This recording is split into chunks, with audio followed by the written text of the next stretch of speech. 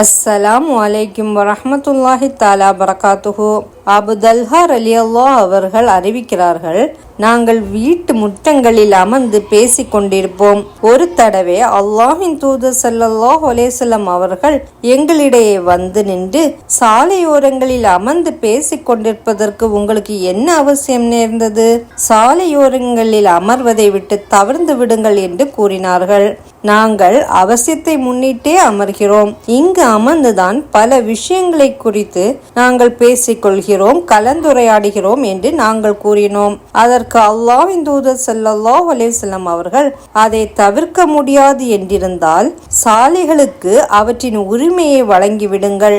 அந்நிய பெண்களை பார்க்காமல் பார்வையை தாழ்த்தி கொள்வதும், சலாமுக்கு பதிலுரைப்பதும், நல்ல பேச்சுகளை பேசுவதும் தான் சாலைகளின் உரிமையாகும் என்று நபிகள் நாயகம் ஸல்லல்லாஹு அலைஹி வஸல்லம் அவர்கள் சொன்னார்கள்.